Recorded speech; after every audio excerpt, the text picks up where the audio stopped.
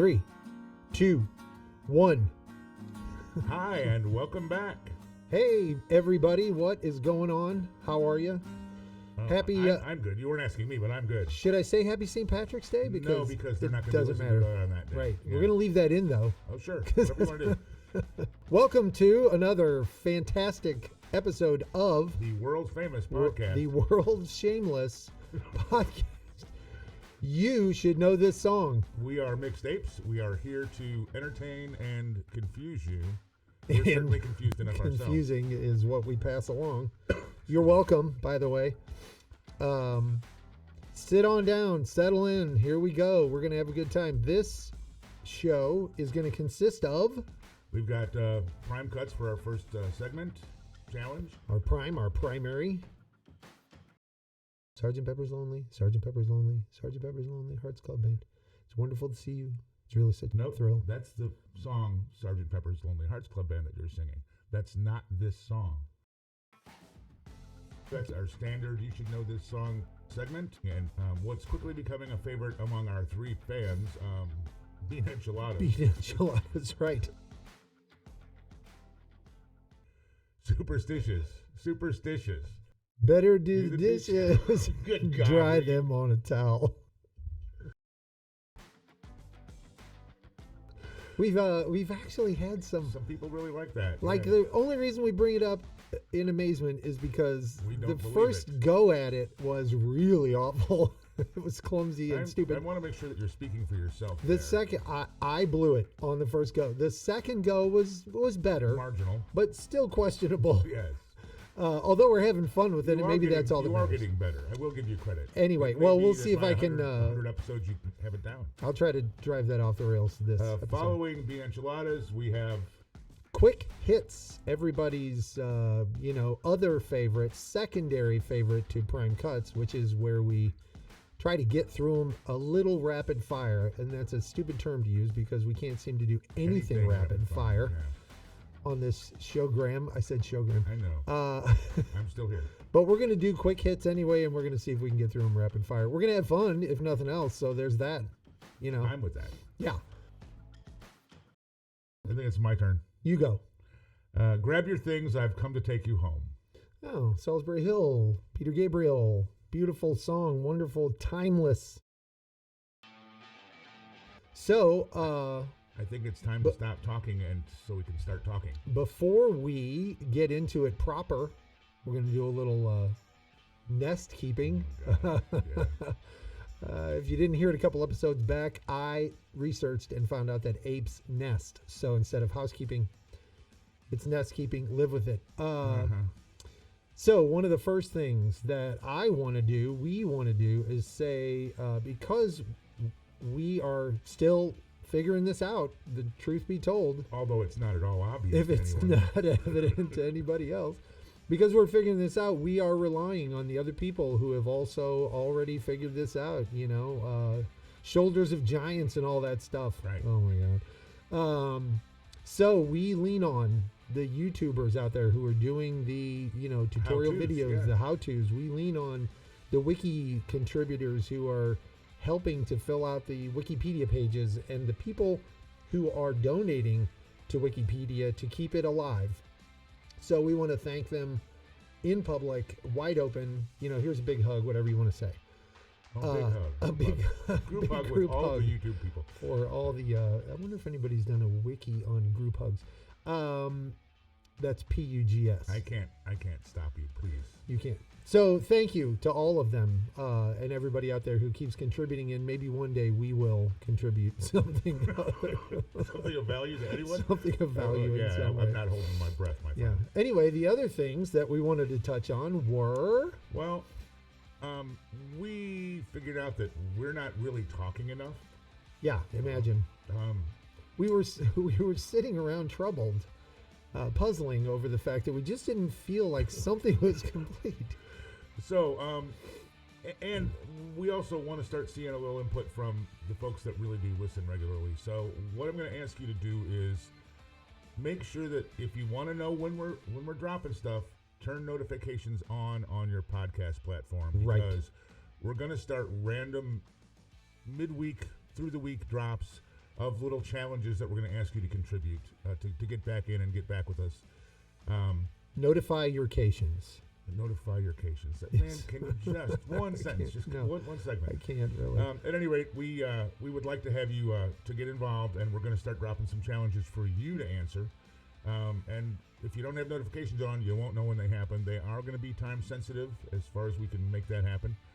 So, and not just challenges. We probably will put some blather in as well.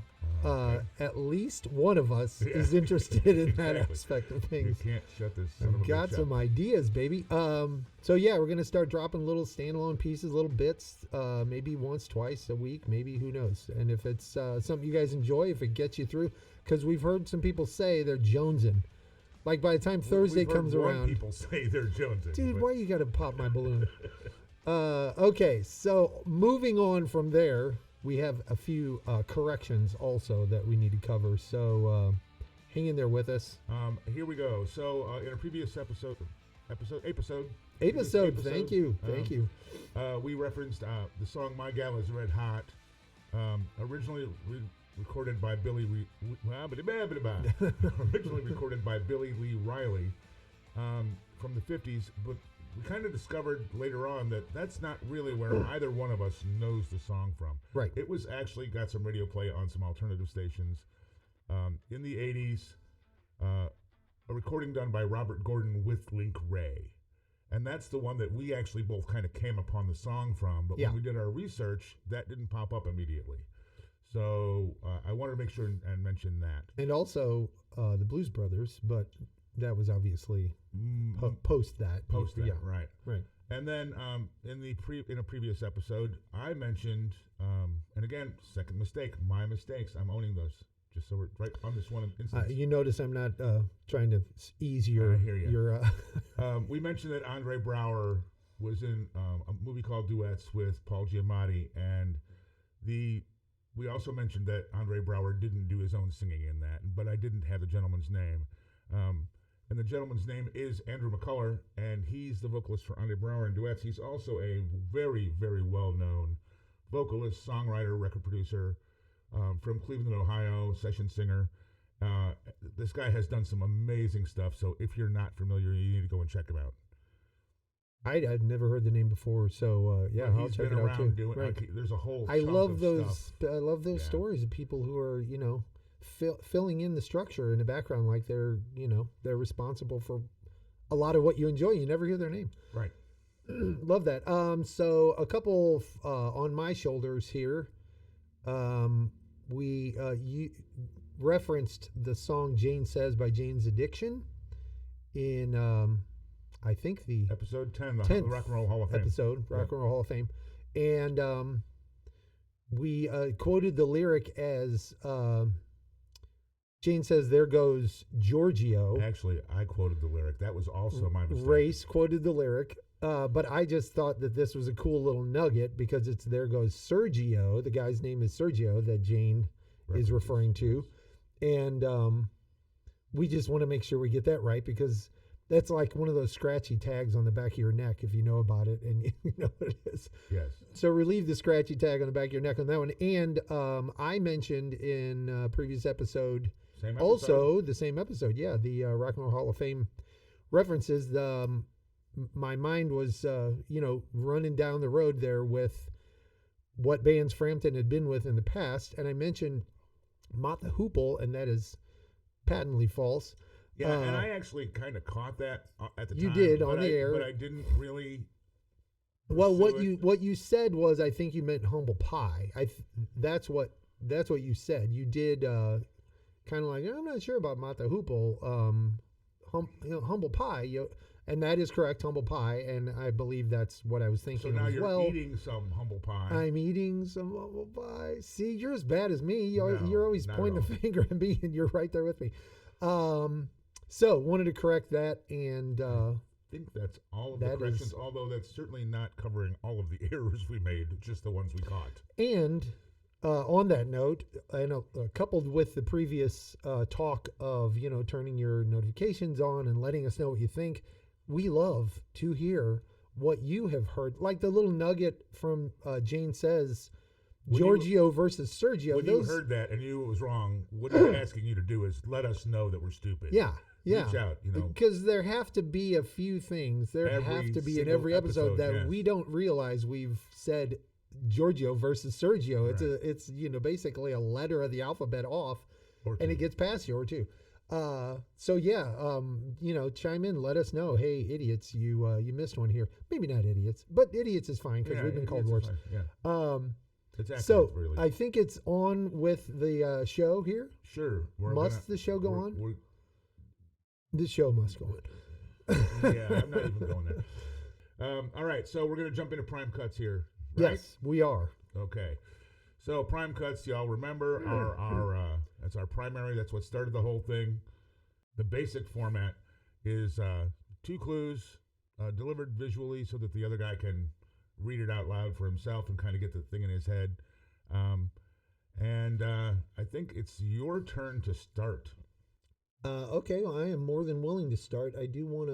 I have just a forewarning, one particular challenge in my mix that is going to be me reading it out loud for a particular application, a particular purpose. Just move on there, big guy. Okay, so your challenge, you should know this song. Here's your first clue. So the good boys and girls take the so-called right track, faded white hats. Not ringing a bell? That doesn't ring anything at all. Okay. I didn't know if this Grab their credits and maybe... Transfers.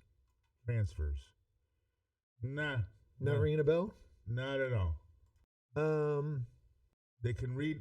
Hold on. So the good boys and girls take the so-called right track, faded white hats, grab their credits and maybe transfers. They read all the books, but they can't find the answers. That's a really great set of lyrics, but I have no idea what that is. I don't know if you're going to like this or not. I don't like it already. I wasn't sure if you followed John Mayer in any regard. Not at all. And not because I don't know him. It's right. Not any kind of... I'm not going to gush too much on John Mayer because the Lord knows John Mayer's had plenty of publicity and Grammys and, positive and negative publicity. But that is No Such Thing as the Real World by John Mayer, written by Douglas Clay Cook and John Clayton Mayer from 1999 off the album Any Given Thursday. The lyrics of that song are all the way through really amazing. There are tons of legitimately great songs on that album and lots of John Mayer albums, to be perfectly honest.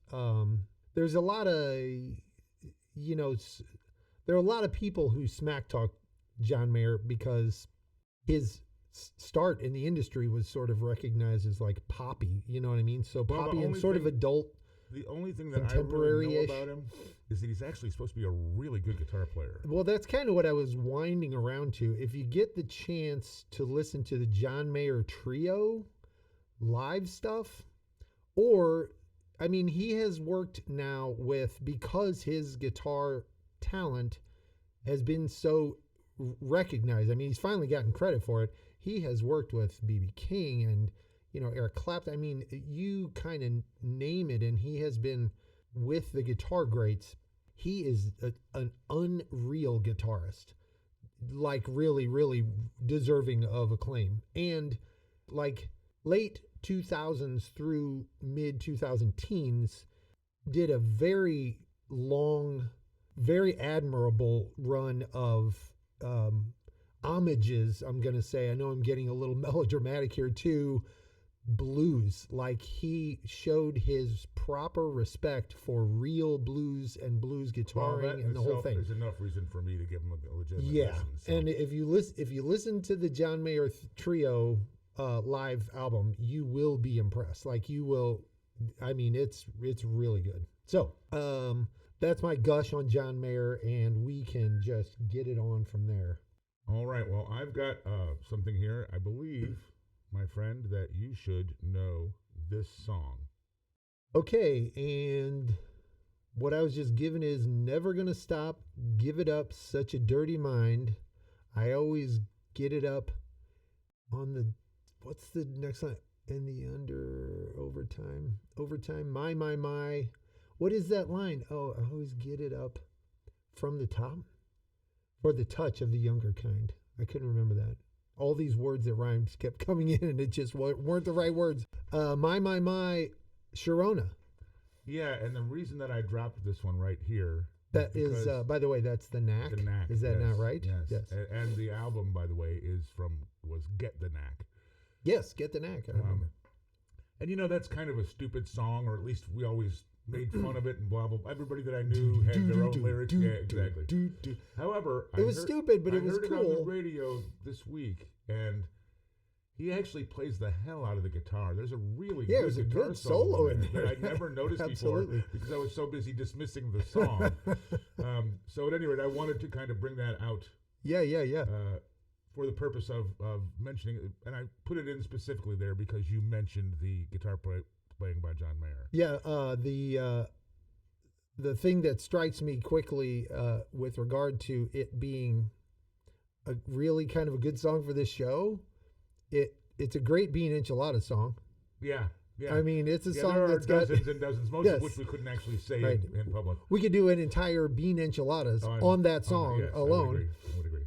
And also quick hits, Your Mother Should Know thing. I mean, it's a super familiar song. So that was written by Doug Fieger. I believe it's Fieger, Fieger, and Burton Avere, Averre. So I'm probably mispronouncing both of them. Probably. And it came out in Not 1979. On purpose. Yeah, that's right. Yeah, that's nauseating, but that's right. It's right there in the heavy MTV years, memories for me. Okay, thanks for that. That's cool. It's my turn. You should know this song. Tonight, I'm going to break away, just you wait and see. And the next lyric? I'll never be imprisoned by a faded memory. Now, see, I know this, and I'm going to just you wait and see. That first line got me, but I can't place it yet. Kind of hear it materializing in the background. But I'm not going to eat a bunch of time. Tonight I'm going to break away. All right, show me how stupid I am. Crazy Love. By Poco. Right? Now you can hear the whole thing. Yep, absolutely. In all of its... Yes. Very slow, very... Yeah, it's more of a mellow song. Some great harmonies in that song. Oh my gosh, yeah.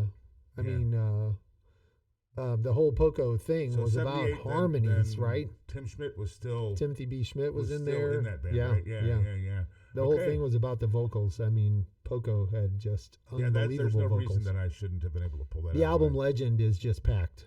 Yeah. I mean, it's just packed. Yeah. 1978, Rusty Young, the writer, again, the artist Poco, the song Crazy Love. And if it's running around and around in your head right now, whether you like it or not, I mean... That's your fault. I always had... Exactly. Which is part of the reason for the show. I always had a little bit of a love-hate relationship with the song because, it's a sort of a sappy love song thing, but it's well-written. The vocals are wonderful. It's a good song, and it's also cheesy. So more power to you. Absolutely. Your turn. All right. Reed, you should know this song. And my lyric challenge is, well, she's the girl in the red blue jeans. In the red blue jeans. That should trigger me. Well, she's the girl in the red blue jeans. It's not tipping the scale here. Hit me again. I'm going to be embarrassed about this. She's the queen of all the teens. Oh my gosh, yes. I'm doing the same thing you just did.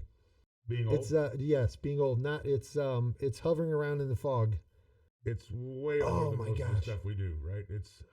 This goes back before even we were born. Yeah, it's not going to hit me. I can just hear echoes. It's BaBaBa. Yeah. By Gene Vincent from 1956. But what you know that from isn't what you know that from Buddy Holly? I can't tell you that. With a bunch of reverb on the vocals there. That's what I'm hearing. Anyway, I don't know about Buddy Holly. I know that it was redone.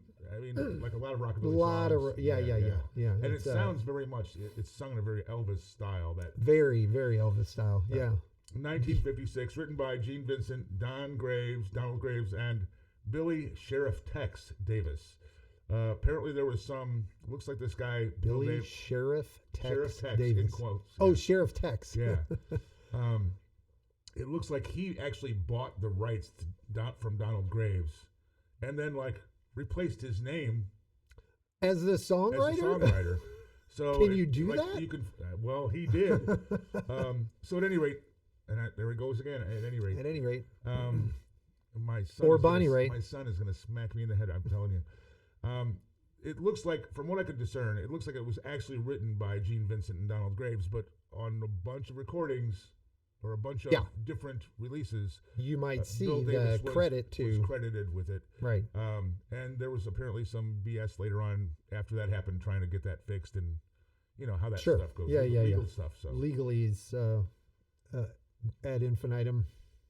Well, that was fun because BaBaBa is a fun song, and there should be a. And if you don't know it, you need to listen to it because it's a really cool recording. It's a really cool song. Lots of reverb on the vocals, like you said. Yeah. Very. It's very period, very vintage, rockabilly, real rock and roll, and somebody should already have done a very commercially successful current version of that, shouldn't they? I mean, it seems like a song that's just ripe for. Was that guy Chris Isaac? Didn't he have a real deep voice? Yeah. He could have pulled that off. He could have pulled that off. I think he's even got a song or two with that same styling. Yeah. Cool. Okay. What do you got, brother? Thanks for that. And now my turn to roll you. So you should know this song. Some of those at work forces are the same that burn crosses. Not ringing a bell? Not ringing a bell, man. I thought this one would hit you. Some of those at-work forces are the same that burn crosses. Well, at least it's consistent. Yeah, at least it's consistent. But what do you got, man? This band is sort of noted for that kind of lyrical writing. Like there's some repetition, sort of like you too to me. Driving points home. Yeah. So who is it? It's "Killing in the Name of" by Rage Against the Machine. Yeah, I wasn't again sure if that would ring a bell to you. So yeah, that was Rage Against the Machine. I just dig me some Rage Against the Machine. That song is from 1992 off of their Rage Against the Machine album. So yeah, that was written by Thomas Morello, B. Comerford, Timothy De La Rocca, Zach M. Wilk, and Brad J. And Rage Against the Machine is a big band with me. I am a super fan of Rage Against the Machine. So and I just honestly, I'm not going to get their lyrics. You're not going to. I'm not saying don't use them. I'm just saying. Right, you're probably not going to get a Rage Against the Machine. Yeah, okay. I'll toss one out there every once in a while because I'm sure that in and amongst our listeners, there's an occasional Rage Against the Machine fan. Anyway, you know, Rage is in the name. They're a little angsty, a little angry. And so not without reason. Not without reason. They try to make statements about some legitimate stuff in the music, but aside from that, you can also listen to it and just get the visceral rush of some great, great jam music. I mean, it is jam music. Because when I hear it, I'm just rocking the music. Right, you know what I mean? And which is stupid because the lyric is the value as well. It's the real value, but I do give the band respect for getting both ends of it, both ends of value out of their productions. There you go. Their product, I guess I should say. You got me there. Okay, so it's you and I gotta. And you should know this song. This song. Oh, why would I know that song? Let's see. We're Sgt. Pepper's one and only Lonely Hearts Club Band. What would that song be? I can't quite. It's Sgt. Pepper's Lonely Hearts Club Band. No. Oh, wait a minute. No. It's not. Hold on. It's getting very near the end is the next lyric. We're Sgt. Pepper's one and only Lonely Hearts Club Band. It's getting very near the end. Yes. Sgt. Pepper's Lonely, Sgt. Pepper's Lonely, Sgt. Pepper's Lonely Hearts Club Band. It's wonderful to see you. It's really such a swell thrill. That's the song Sgt. Pepper's Lonely Hearts Club Band that you're singing. That's not this song. Sgt. Pepper's one and only Lonely Hearts Club Band. Yes, and that's the key. It's getting very near the end. Because that doesn't appear. One and only doesn't appear, as far as I know, in the song Sgt. Pepper's Lonely Hearts Club Band. Why am I couching? I can hear all the sounds. I can hear all of that part of the song, but my mind is flowing it into then refraining. We're Sgt. Pepper's Lonely. We're Sgt. Pepper's Lonely. We're Sgt. Pepper's Lonely Hearts Club Band. Wonderful to see you. No, and again, you're going back in. Huh. So this are we moving? I'm flabbergasted. I'm completely stumped here. I'm completely flabbergasted. You might have gotten me with the same one. It's actually the beginning of A Day in the Life. Oh, no, okay. I'm hearing it. Yeah. Yeah. When he says one and only, I couldn't find that, and maybe I missed it. Huh. But it's not in the original song, so I put it in here with the hope of actually getting you on one that you should know. No, that's a stumper right there. You know, The Day in the Life, there's John woke Lennon up with I saw the news today. Right. And then Paul McCartney's woke up, got out of bed, right? Right. Apparently that was a kind of a challenge between them where they were going to go home one day and say, okay, tomorrow when you come back, when I see you again, bring something about what happened to you yesterday. About the day.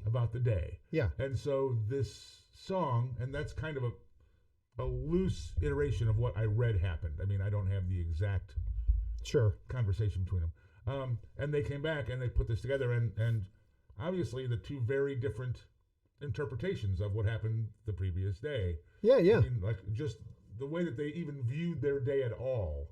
Right. You know one woke up, got out of bed, dragged a comb across his head, and found a way upstairs and dragged a The other one read a news today. And the world and everything sucked. Right. Yeah.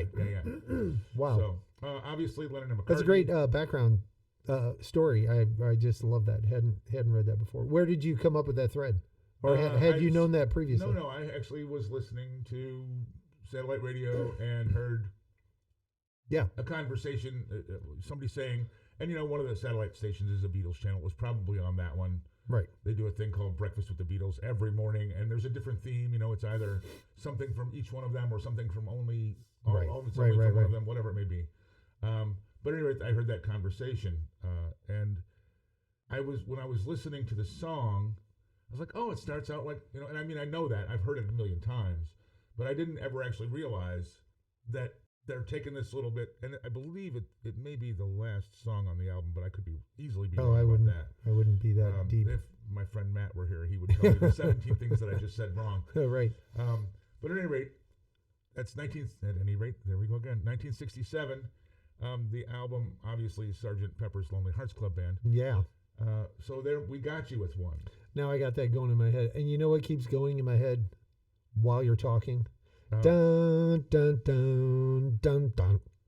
Which is what actually follows, not the thing that you were saying followed previously, not the right rolling into the Sgt. Right. You know. I don't know why that little chord roll there, and I can hear all the orchestration and everything, but that chord at the end, there's a very powerful. At the very end, where they stretch it out way far. Yeah, it rolls on and on. Okay, is it my turn? I believe so. I enjoyed that. Thank you. Here you go. You, race of apes, should know this song. And I got to say, this is maybe a little bit of a stretch because I know you know this song, but I don't know that you know this song and you love this song, but I don't know that you know the lyrics. I'm going to be surprised if you know it lyrically. Okay. Well, I mean, I haven't known anything so far. So your problem is you ain't been loved like you should. So the reason I put the hyphens in there is to give you some of the idea of the rhythm. Your problem is you ain't been loved like you should. Right. Yeah, I got you. I understand. I was doing that for the benefit of the listeners. So I put, spaces in there to try to give. Does Chaka Khan qualify as rock and roll? Oh, nice! I absolutely think Chaka Khan qualifies as rock and roll. Are you kidding? I was just trying to get out ahead of you because of the second clue. That's all I was doing there. But what I've got will sure enough do you good. And the sounds, I cannot do the sounds. Yeah. Tell me something good. Yeah. That's Rufus, or is that? It's Rufus. Yeah, it's Rufus. Okay. Yeah. I did not know that was written by Stevie Wonder. I shouldn't be surprised. Right. But I didn't know. Right. That would be another fun rabbit hole to go down. I'd like to hear his version of that, actually. I don't know that I ever have. I didn't even think about that when I was researching this. I was. I wonder if there is. He does. I was struck by the fact that Stevie Wonder wrote it, and then like your reaction, I was immediately like, "Yep, that tracks." You know what I mean? Like, okay, absolutely. But I didn't think I need to go search Stevie Wonder's version. I was like, Stevie Wonder has probably written 1,000 songs for other people. So let's go ahead and give who you may or may not know. So that was again, "Tell Me Something Good" by Rufus. Go listen to that song and that album. So good. Written by Stevie Wonder, 1974. "Rags to Rufus" is the album, and Shaka Khan doing her thing. Go Shaka Khan. Shaka Khan.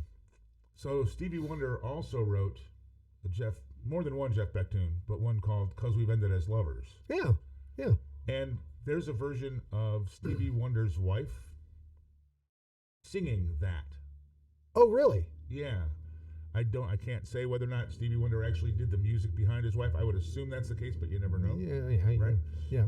But I never heard a version of Stevie Wonder doing that song. And obviously with it being a Jeff Beck song, sure. I had never heard the lyrics to it before anyway. Right. Yeah, that's fascinating. Man, that's a whole Stevie Wonder rabbit hole to go down. That would be, you want to do that 6 connections of Make Your Bacon or whatever. 6 degrees of Stevie Wonder. Yeah, you could do Stevie Wonder because he's recorded. He's been around forever. He's recorded with everybody. They've recorded with everybody. They've done. Been around. Yeah, absolutely. Yeah, cool. Definitely. So I actually got one. Yay! Nice, and some good tidbits on the end of there too. So I am gonna pursue Stevie Wonder's version of that song now. I am having a hard time getting over the fact that I didn't even think about it for 1 second. Okay. You got to do what you got to do. It's your turn. You, sir, should know this song. Lyric is, "I got my cat moves that so upset them. Yes. Zippers and buttons, fun to frustrate them," is the second lyric. And you're going to kick yourself. Why do I know this? Zippers and buttons, fun to frustrate them. I got my cat moves. It's not Right Said Fred. No. I know it, but I don't know it. Go. The song is "I Know What Boys Like." Oh my gosh. By the Waitresses. By the Waitresses. I know what girls want. I know what boys want. They want to touch me, but I won't let. Yeah. Sucker. The now I'm hearing it. Now you're hearing it. Now I'm totally hearing it. The songwriter is Chris Butler, and this actually has 2 release dates. Really? 1980 and 1982, I believe. Yes, 1982. Actually, Chris Butler wrote this song before he was before he put together the Waitresses. He was in another band. I don't remember the name of the band, but he released this as a single. He with him doing the vocals or whatever, or performing it. I didn't listen to it. But, okay. And being Chris, it may have been a she. I don't know, but I think Chris Butler's a guy. I'm pretty sure. Yeah. And the single got, other than some very, very local club play. Right. They got nothing. And then when he put together the Waitresses, they released it, obviously, with the female singer. Sure. The album Wasn't Tomorrow Wonderful? And it was a fairly good sized hit for them. Yeah. It was it was also another heart of the MTV. Absolutely. Period. She's got a very distinct kind of sarcastic delivery for the song.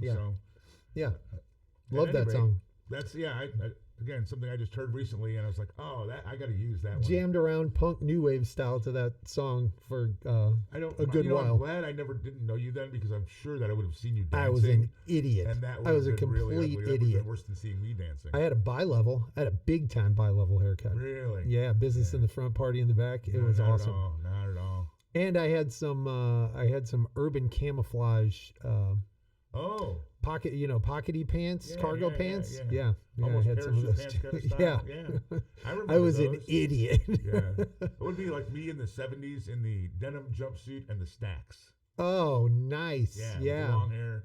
I never had a denim. Probably a poncho. I never had with a denim jumpsuit. You had a poncho with a denim poncho. I'm sure. Yeah, absolutely. Sears poncho. Yeah. What kind of guru are you anyway? Okay, it's me. One more each. Sure. I started. Whatever. I started. Yeah.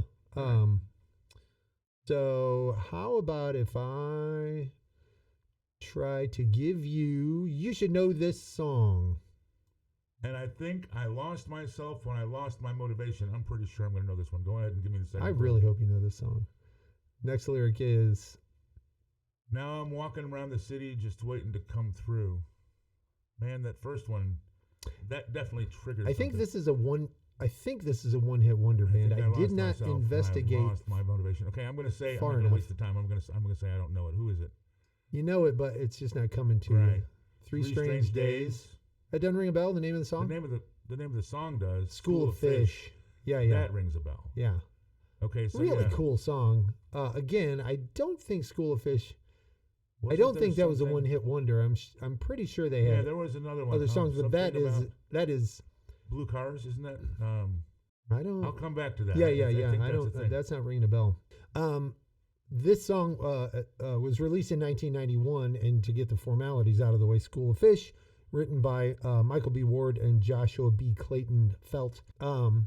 I know there are several really cool songs on that album, and that song was still is kind of a unique sounding song to me. Like stands out, like it could be thrown out today, and it would yeah, like it seems like it would be super popular.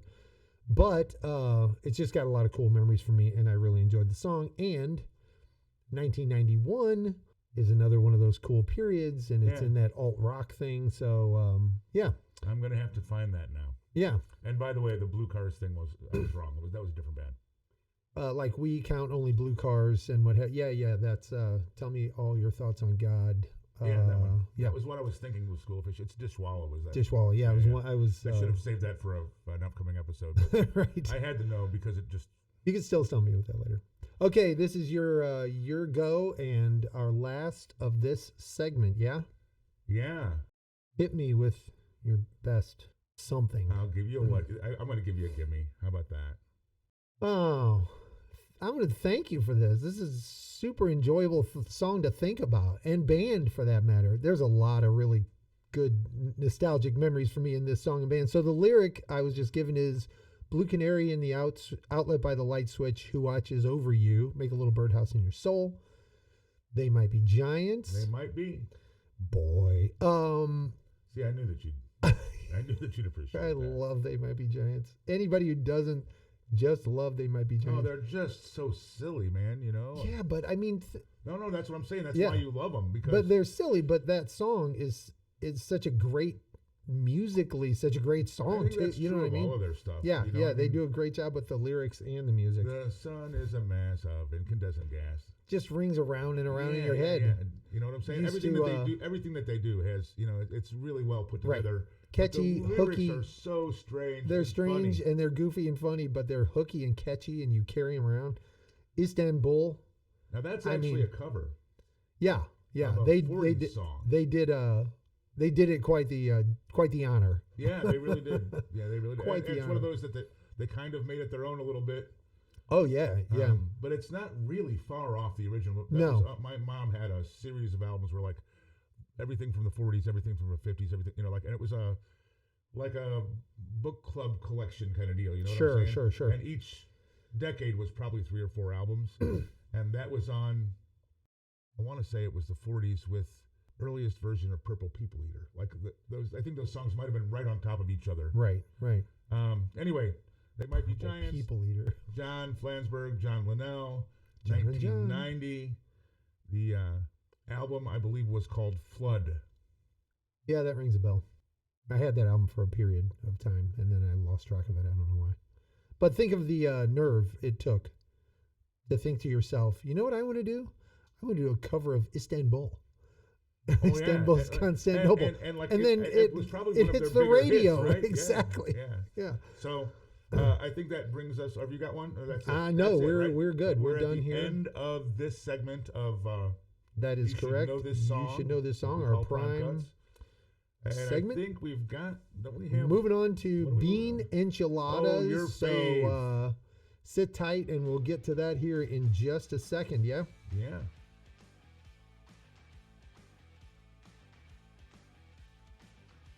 All right, so are we ready to do bean enchiladas I'm here? ready for some bean enchiladas action. I'm sure you are. But you love this stuff. I do love this stuff. It's ridiculous. You just can't be stopped. I did the first go on the last segment, so it is your turn to go first. All right, well, here you go. Your lyric is up. My lyric is, chickens are coming and I just can't defend. I just can't pretend is defend. Oh my gosh, I think I know it. I think it's there, but it's not materializing. I just can't. No. My ship isn't coming and I just can't pretend. Oh, is this another No, this is iteration? This would be the next lyric. Oh, my ship isn't coming and I just can't pretend. That's not what I thought it was. It's Fly By Night by Rush. Oh, yeah. Okay. Can you hear? I can hear it now. He's singing, chickens are coming and I just can't defend. Oh, yeah. So, Fly By Night. With a pitchfork or something. By Rush. Getty and Pert were the writers on that. 1975. And that was the Fly By Night album. And that, by the way, I think is my favorite Rush album. Really? Yeah. Huh. Yeah, very early on, very... no, I get it. It's less prog, more rocky. Yeah, it's pure. It's a little bit of pure like guitar rock, just driving. Yeah. A lot of it is really driving. I get how that might be your favorite of theirs. Yeah, it's less produced up and right. Yeah, right. And that song is just, to me, is an amazing song. Yeah. I totally agree. It was I can't argue with that. I don't know that it's my favorite, but it's definitely the top one or two of the Rush albums. And man, while we're at it, are there a lot of Rush albums? Holy cow. Oh, yeah. Okay, is it my turn to bean enchilada you? I believe it is, yes, in fact. Well, I think you should be able to figure out this insult to a song lyrics. What do you got? Better do the dishes and dry them on a towel. No? No. Do we have more? Very stupid fishes, biting hook and all. And that's I'm pretty sure the lyrics run kind of da-da-da-da-da-da, right? All right, show me what it is. Superstitious. Better do the dishes. Good God. Dry them on a towel. Oh, man. Stevie Wonder's going to have somebody drive him to my house so that he can kick you in the head. Oh, man. Or the alternative option was very stupid fishes, biting hook and all. So... Okay. I think we just do this. I think that you actually, that's pretty good, really. We just do this and we just give it up and we just have fun laughing at it because I mean, some of them I can't even speak them out because they're so silly. That was Stevie Wonder from 1971 off a Talking Book, just to get the formalities out of the way. Although Stevie Wonder would probably rather we not even mention just him at all. Involve him any further. I would say that's probably the case. The name of the song. Okay, crack me up, won't you? All right, so you're going to love this one. This is right up your alley here. The joke lyric is, when I fight with Dorothy, Dorothy always wins. Why, it's John Cougar Melonhead. I was trying to think of some way to screw up his name so that it fit with the, when I fight with Dorothy, Dorothy always wins. When I fight authority. I love it. And that could be a song. I mean, come on. The Authority song. Tell me what current hit musical Broadway play that could be integrated into. It could be in Wicked. It could be in Wicked. I mean, come on. There are a number of people in Wicked who could sing the song, When I Fight with Dorothy, Dorothy always wins. God help me. Okay, so that's performed by John Cougar Mellencamp, written by John Mellencamp. 1983, the album was Uh-Huh. Mm-hmm. I believe he was probably still John Cougar then. That might be pre. I don't know. Mellencamp. I don't know sure. when he switched to using his Mellencampus name. But thank you for that because you're welcome. I wish I had come up with that one. I mean, I wish I had brought that one to the table. That's a good one. Okay, do you want to bean this enchilada? Yeah, let's have it. Let's see if you can get it. I think I did the same thing here. I drive a big green Suburban. I think this is the first of two possible ways to interpret. All right, give me the second one. I drive a big green Suburban. Or I'll never be Reese Witherspoon. I'll never be Reese Witherspoon. I'll never be. I got you. I understand. Just helping along there. Yeah. So what is it? And helping the people out there who are also who like, are going, what? Oh my God, what is he talking about? Beast of Burden by the Rolling Stones. Oh God. I drive a big green Suburban. Oh man. And I kind of like I'll never be Reese Witherspoon in there too, because I won't, and who will? So there's a riff off of Beast of Burden by the Rolling Stones, written by Keith Richards and Mick Jagger. You're Welcome, 1978. And Some Girls is the album that the real song was on. This iteration was not probably on that never should have seen daylight, but there you go.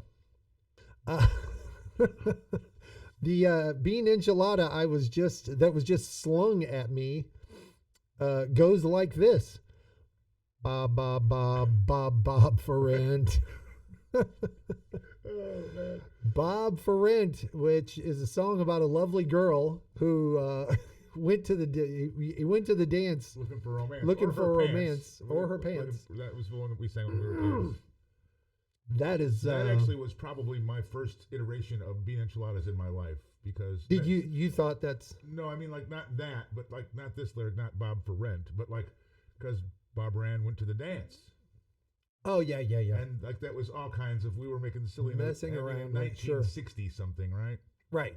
And of course, dance rhymes with pants and all sorts of things thereabout. Yeah. Bob for rent. So that's the Beach Boys, but it wasn't theirs first. I didn't think it was. No, the guy who wrote the song's name was Fred Fassert.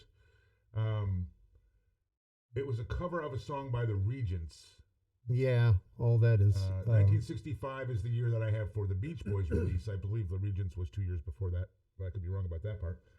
The album that it came from was Beach Boys Party. Really? And there's an actual recording, may not exist any longer, of me and my siblings hanging out with my Uncle Rock. Uncle Rock was the coolest. Was his first name Dwayne? No, his first name was Howard, but they all called him Rock. And he played guitar, and he had a reel-to-reel recorder, and we all like did a silly version of this song when I was 6 or 7 years old. It's one of the very earliest memories of my extended family. Nice. Uncle Rock. I never had an Uncle Rock. Hey, everybody out there, chime in if you've ever had an Uncle Rock. It's just fascinating to me. I don't know why, but I wish I had an Uncle Rock. I'll tell you that right now. Okay. What do you got for me here? What I got for you, is this little meal to chew on. Shop. Load it all up. Slow it down. Okay. Deals on these things. I clipped coupons out. Come on. Shop. Load it all up. Jump, shout. Let it all out. You're going to hate me for this. Yeah. Shout. Shout by Tears for Fears. Yeah. So I said let it all out. Jump, shout, let it all out. Oh, I thought you said load it all up again. No, let it all out. I got that. Yeah. You got that. Shop, I actually had to say the line a couple of times for it to load into my head. Deals on the things I clipped coupons out. Come on. I'm talking to you. Come on. Yeah. Okay, so that was not as funny as I hoped it would be. I got a kick out of writing it, or thinking it up, whatever. And I think Roland Orzabal and Ian Stanley would get a kick out of that just as well. So if you don't think so, hey, that's your opinion. That is from 1984 off the album Songs from the Big Chair, and we don't need to go into how great that album was. Okay, let's hope for more laughter on the next one. So what do you got for me? Here's my bean enchilada. It looks delicious. The ants are my friends. The ants are my friends. The ants are my friends is blowing in the wind. They're blowing in the wind. The ants are my friends. That is a sort of a phonetic. Yeah. Bean enchilada. I like that. I like that a lot. The ants are my friends. It's actually the words to the song. They're blowing in the wind, and that's a high wind event. So that's, everybody take cover. Bob Dylan, 1963. Obviously, blowing in the wind is the name of the song. Right. But it's not. The original song isn't about ants. No. For those of you who aren't familiar. Yes. That's the Freewheelin' Bob Dylan was the album, which I had never heard of before. I think that might have been something. Freewheelin' Bob Dylan is the album? Yeah. I never heard that album name either. I'm not sure if it was alive. It might have been a cafe setting recording kind of thing. But yeah, there you go. I want to know more about that. Are you ready? I want to know if the ants are truly your friends. Are you ready for a plate of enchiladas? Certainly. We only have bean, so here you go. And she's buying a 7-Eleven. That would be Stairway to Heaven. Well, and it's not funny because everybody knows that iteration of the bean enchilada for this song. But the reason that I wanted to put it in there is because, like we mentioned with the Knack, My Sharona, we could do an entire bean enchiladas, and I think we should, on Stairway to Heaven. I am going to... You're going to object. Nix. You're going to nix that? What does the president do when he doesn't want to... He's going to veto. I'm going to veto that. We're not doing that. I mean, we can do some Stairway to Heaven fun. Come on. Hey, everybody out there, if you want to override Race's veto, then you just comment on in and let us know if we need to proceed with doing an entire bean enchilada segment on Stairway to Heaven. I would get such a kick out of that. I've got like 100 of them for that song. I'm sure you do. Do I need to go into the Jimmy Page and Robert Plant wrote that song and it was 1971 off the album Song Remains the Same? I probably don't, do I? Well, that wasn't on Song Remains the Same. That came out on 4, didn't it? Song Remains the Same was a live album. Is it not? I didn't think about that actually. I hastily trapped the I'm factoid. pretty sure that's on 4. The one with that doesn't have any words on it. You know what? We're going to take just a split second, as miserable as it might make someone, and we're going to Googleize that. We're going to say, okay, we just took a second to Googleize that. You couldn't, but that was on 4. So my which I'll take all the hit for there. Hey, at least we caught it before the episode was over. We did a mid episode correction. My hasty grabbing of factoids off of the internet. I didn't pay attention to the fact that what I was looking at was reference to the movie and the album Song Remains the Same rather than. So moving on, I need some bean enchiladas. I'm kind of hungry over here. Mm-hmm. Here's one for you. On Saturday night when Yoko's home. Is the first line on Saturday night when Yoko's home. That's the only line you're getting. On Saturday night when Yoko's home, my mind is trying to. I'm hearing the.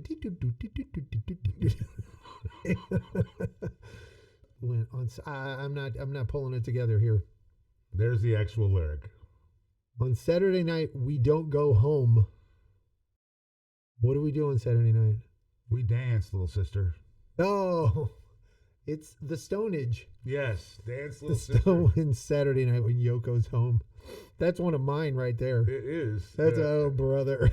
All right, so that's 1974, and it's Only Rock and Roll is the album.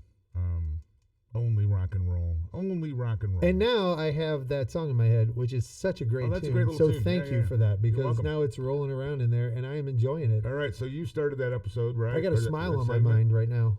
I did. No, you started that episode. Remember, because I started the first. So you got one more. So I got one more. Yep. You got to be full by now. Oh, I've had enough enchiladas. You have had enough. Okay, your bean enchilada lyric challenge is. Hokey pokey, put your right hand in and take it back out. Hokey pokey hoke. Hokey pokey, put your... I have no idea what you're referencing here. Yeah, I've wondered if, because I don't think probably you were a Billy Squier Oh, I was a Billy Squier fan. You were? Yeah, absolutely. That was part of that Guilty Treasures thing that I sent you. Oh, was relevant nice, to him. nice. But that's actually a pretty good one. Right. It's the Stroke, obviously. You can hear it now. Yeah. Pokey. So the reason that I wanted to put this in here, even though when I thought of it, I was like, it's too dumb to put in there. Yes, exactly. Is that accompanied with the thought of that being the lyric, I had the thought of somebody doing a cover song with a video and of that ridiculous iteration. So then I went and Googled to see if anybody did. And what do you know? I'm not the first person to think of it. Oh my God, there are other people with your type of broken brain. There are songs out there, cover songs, using it with all people with completely different idea of what the lyric basis is. It's so thrilling for me to know that there are other idiots out there doing that. Wrote the whole song, did the video.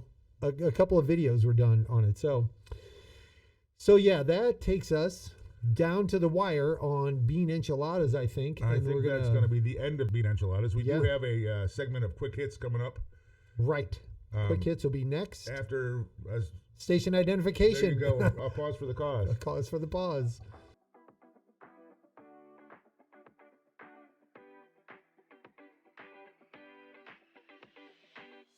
Yeah, hey, welcome back and all that. And here we go, as promised, with a quick hits. Segment of quick hits.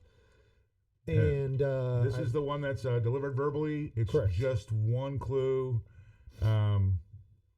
Should be something that everybody gets. Just one clue until you feel sorry for the guy who's trying to guess and you're sure he's going to get it. So then you give him a little bit more clue anyway. And so am I going to get going? I think it's my turn. You go. Grab your things. I've come to take you home. Oh, Salisbury Hill, Peter Gabriel. Beautiful song. Wonderful, timeless tune. 1977. Yeah. What was the name of the album? I believe it was. I had that. It was originally released as a single, so I didn't capture the. That's funny to think about. Ooh, I didn't think about that song as a single. Yeah. It's that long ago. That's probably top 3 or 4 Peter Gabriel tunes for me. Yeah. I love that song. Yeah. It's I don't know. It's hard to describe why that song. It's really great song. I think it's one of those emotional catches. You know what I'm saying? Like you can get that feeling of like, fuck this place. You guys don't know who I am or what I'm worth, or you know what I mean? Yeah, absolutely. I'm not part of the machine thing. Right. You know? Right.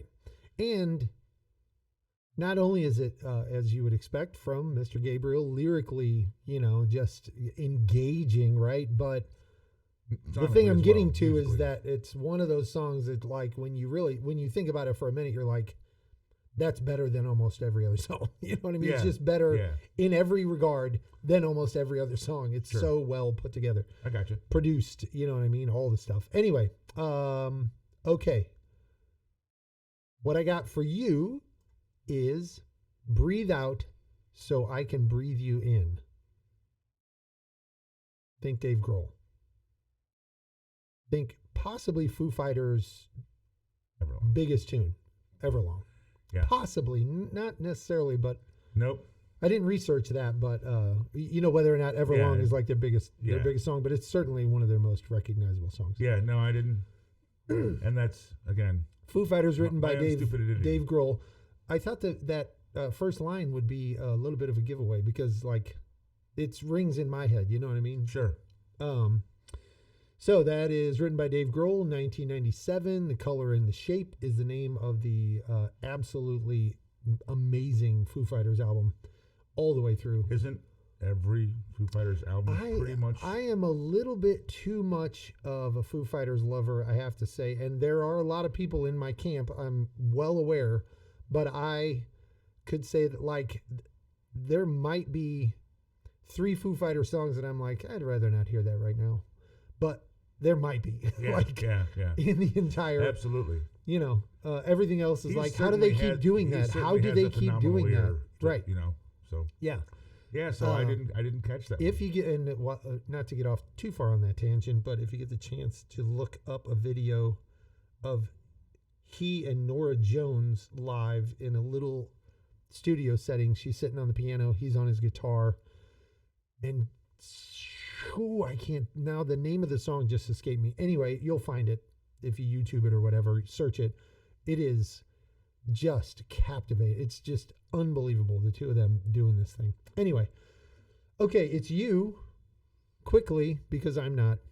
So you got to make up the time. Got me a pocket full of change. Oh, ZZ Top, baby, just got paid today. Yeah, Black Sheep, you got some wool? Yes, I do, man. My bag is full. Yep. That was Rio Grande Mud, 1972. Oh yeah, I didn't realize it was on that album. Billy Gibbons and Bill Ham. Yeah. That's just.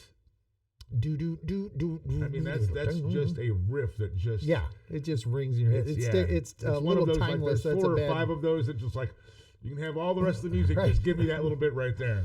And the guitar solo in that song, the change, the tempo change, or whatever in the guitar solo it's such a great guitar solo. I think that may be the one where he first does the octave jump. You know what I'm talking about? He's ringing a note here and then he taps it an octave up. I did, yeah. That kind of thing. I could be wrong about that, but I know that he's one of the first guys to actually that I ever heard do that. He does it on 2 or 3 songs. Yeah. Ronnie Montrose does it in a song or 2. Yeah. I'm sure there are more, but like it's just a real distinct. Right. It's no, it's Beer Drinkers and Hellraisers. Is that's it? Oh, yeah. The song just played in my head. That was quick because I would have been stuck on that. Your inner DJ did a good job searching that up. Yeah. Well, he'll come and pay for it. Okay, later. Quick hit for you. You should know this song is "Ooh, My Little Pretty One, Pretty One." See what happens there? Isn't that the name of the song? No. Oh, this is great because in the previous segment, go ahead. It's My Sharona by the Knack. Oh. Yeah. From 1979. There's My Little Pretty One. Ooh, my little pretty one, pretty one. When No. There's a song called My Little Pretty One. Oh, yeah, from the 50s. There is. That's what I was hearing. Oh, I see what you're saying. I'm I see what you're pretty saying. certain it's almost exactly the same. No, I hear that song. I don't think it repeats Pretty One. Oh, okay. But yeah. So there. Now anyway. we need to know what that song is. That's crap. It didn't even occur to me when I was putting that down. So we already know all the formalities on this because you said them. We covered in this episode. Douglas Lars Fieger, Burton Navarre, and 1979 from the album Get the Knack. So that was kind of funny and fun for me, if not for anybody else. I'm sure. So your quick hit, and I should know. And all of these were actually designed for you to get, as opposed to what you've been doing. Hey, wait just a minute. I was born in a crossfire hurricane. Rolling Stones, Shelter. Give me Shelter. No, what is it? Just a shot away. No, Jumpin' Jack Flash. I got the two songs were just crossing over in my head. I was hearing both at the same time. They kept skipping back and forth to each other. Wow. My mental DJ was not as on top of it as yours. What do we got? Polluting the airwaves. All right, what do you got for me? You got any here? factoids there? Actually, it was released as a single. It's obviously Jagger and Richards. And I don't have this captured, but I believe there was some litigation involved with who, like, I'm not even going to say it because I'm probably wrong. No, I don't have any other factoids than the date and the fact that it was released as a single. What's the date? 1968.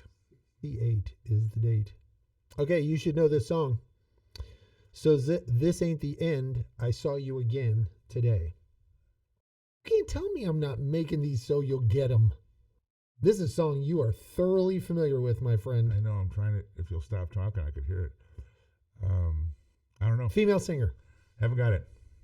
I really don't know. Art. Barracuda. Yeah. So This Ain't the End. Yeah. That is Barracuda by Heart, written by Ann Wilson. I should just be smacked in the head. Dustin, Michael Joseph Dozier, Nancy, get this, Lamoureux Wilson. The middle name is Lamoureux with an X at the end, E-A-U-X. And Roger Douglas Fisher off the album Little Queen, 1977. What That's a gotta be the freaking album. Oh, absolutely. No question. No question. The song Little Queen. They had a lot of really good guitar riffs. Like, oh yeah, like throughout their history. I don't know if that's the responsibility of this party in the band or that or whatever, but they had some just really, really, you just want to hear them guitar riffs throughout their musical stuff. You got it. So, hey, it's quick hits. I won't go into that any further. What do you got for me? What should I know? How about Now He's Too Old to Rock and Roll? Now he's too old to rock and roll, but he's too young to die, because you're never too old to rock and roll if you're too young to die. There you go. By the Toll. By the Toll. Jethro Tull. Yes. I tell you about Jethro Tull. No, there was I saw a copy. Once again, veering off of the quick hits theme, ladies and gentlemen. A copy of a ticket to a very early concert, like 68 or 69, and it had been misprinted as Jethro Tull was the band. Yay! And that's a Bean Enchilada right there. That might even be in the inside of an album cover from them or something. Oh, really? Yeah. I can tell you exactly where it was. It was in the disc set, the compilation album that was like 50 Years of Tull or something. Right. Yeah. If I was going to have a Jethro Tull cover band, I would officially name it Jethro Tull. Jethro Tull. I certainly would.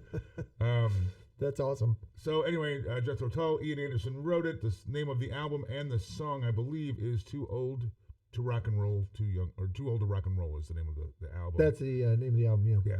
1976. Is the full name of the song, is it just Too Old to Rock and Roll? It's one with those with the parens. Parens, if you're too young to die. Right. Okay, what do I got for you?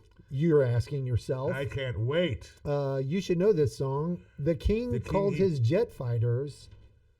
He said, you better earn your pay. That would be Rock the Casbah. Rock the Casbah by? The Clash? The Clash. Yeah.